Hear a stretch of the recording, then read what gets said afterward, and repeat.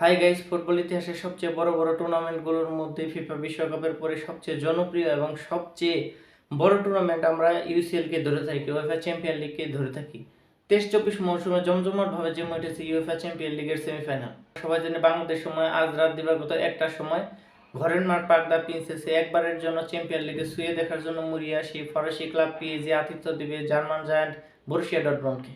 এবং অপর সেমিফাইনালে 9 তারিখে দিবাগত রাত 1টায় আরেক জার্মান জায়ান্ট বায়ার্ন মিউনিখকে আতিথ্য দিবে চ্যাম্পিয়ন লিগের সবচেয়ে সফল দল 14 বারের চ্যাম্পিয়ন রিয়াল মাদ্রিদ। তাদের আসলে কি হবে কি হবে না সেটা বড় কথা না, একটা উক্তি ছিল, অর্থাৎ পেপ গার্দিওলা মনে হয় এক সময় বলেছিল যে যদি চ্যাম্পিয়ন লিগ জিততে চাও তাহলে রিয়াল মাদ্রিদকে হারাতে হবে।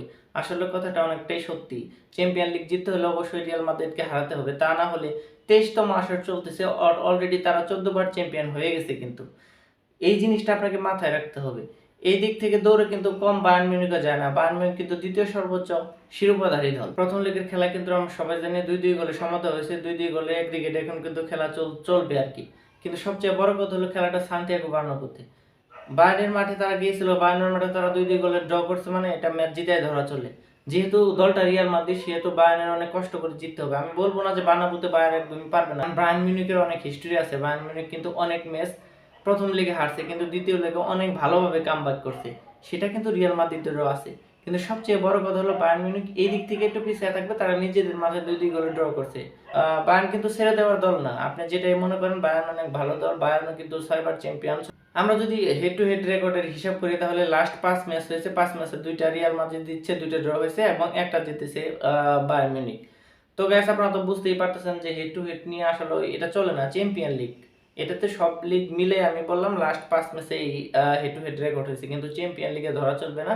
যেহেতু বার্নাব্যুতে খেলা, দর্শক রিয়ালের পক্ষে, বায়ার্ন যাবে এখান থেকে, বায়ার্নের পক্ষে খুব সীমিত পরিমাণে দর্শক থাকবে। তারপরেও বায়ার্ন মিউনিখ বলে কথা, যতই বার্নাব্যুর ক্ষমতা ধরি, যতই চ্যাম্পিয়ন লিগের ক্ষমতা ধরি, যতই ফর্মের হিসাব করি, বায়ার্নকেও কিন্তু আপনি একদমই ফেলে দিতে পারবেন না।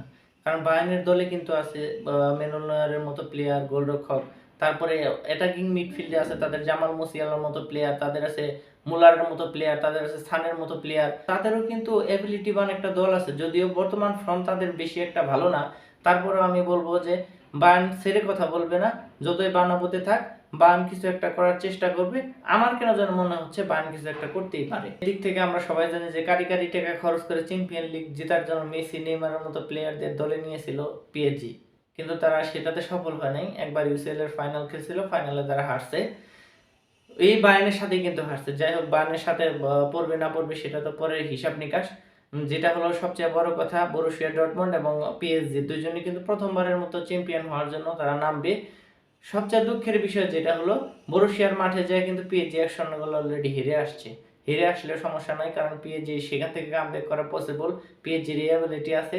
আশা করতেছি পিএসজি প্রথমবারের মতো শিরোপা জেতার দৌড়ে এগিয়ে থাকবে এবং ফাইনালে যাবে। কারণ তাদের দলে কিন্তু কিলিয়ান এমবাপ্পের মতো প্লেয়ার আছে, আর কিলিয়ান এমবাপ্পে যে টিমে থাকবে সেই টিম কি হতে পারে সেটা আপনারা নিজে বুঝতে পারতেছেন। ইউসিএল অলরেডি সে 7টি গোল করে ফেলছে। তো সর্বোচ্চ গোলদাতার ইউসিএল এর গোল্ডেন শুর দৌড়ে কিন্তু সে অনেক ভালোভাবে এগিয়ে আছে হেরিকেনের সাথে। দেখা যাক, হেরিকেনের তো কপাল পোড়া, হেরিকেনের শত শত গোল আছে, সবকিছু আছে, কিন্তু কোনোদিন কোনো শিরোপা জেতা হয়নি। কিন্তু ফরাসি জান পিএসজি অনেক কপাল পোড়া, সবকিছু জিতছে কিন্তু একটা চ্যাম্পিয়ন লিগে তারা জিততে পারে নাই। লাস্ট 5 জায়গায় যদি আমরা হেড টু হেড ধরি, বরুসিয়ার 2 জয়ের বিপক্ষে পিএসজিরও কিন্তু 2 জয়, সমানে সমান একটি ড্র। তো গাইস, বুঝতেই পারতেছেন আসলে বরুসিয়া কিন্তু এমনি এমনি সেমিফাইনালে আসে নাই, চ্যাম্পিয়ন লিগের সেমিফাইনালে কিন্তু এমনি এমনি আসে নাই। তারাও কিন্তু একটা ভালো সম্ভাবনা নিয়েই আসছে, যে সম্ভাবনা আসলে তারা ফলাতে পারে সেটা কিন্তু তারা প্রথম লিগে প্রমাণও করে দিয়েছে। তাদের মাঠে তারা পিএসজিকে কিন্তু 1-0 গোলে হারাই দিচ্ছে। আমি পিএসজিকে আগে রাখবো, কারণ হলো তাদের মাঠে খেলা, যদিও তারা 1-0 গোলে পিছিয়ে আছে, কিন্তু এই গোলের যে চিন্তাটা সেটা কিন্তু আর এখন নাই। সে একটা কথাই বলতে চাই, সেটা যার পছন্দ হোক না পছন্দ হোক, যে যত যাই কিছু বলেন, হালি মাদ্রিদ বলেন আর যে মাদ্রিদি বলেন, একটা কথা মনে রাখবেন, এই পর্যন্ত চ্যাম্পিয়ন লিগ অনুষ্ঠিত হয়েছে 22 বার, তার মধ্যে 14 বারই দিচ্ছে রিয়াল মাদ্রিদ এবং 6 বার দিচ্ছে বায়ার্ন মিউনিখ। তো বুঝতেই পারতেছেন দল দুইটা কেমন, আর এটা আপনাকে মানতেই হবে, মানে না মানে রিয়াল মাদ্রিদ চ্যাম্পিয়ন টিমের সফল এবং সবচেয়ে সেরা দল বর্তমান পর্যন্ত। তারা যে 15তম শিরোপা জয় করবে না তার কিন্তু কোনো সন্দেহ নাই।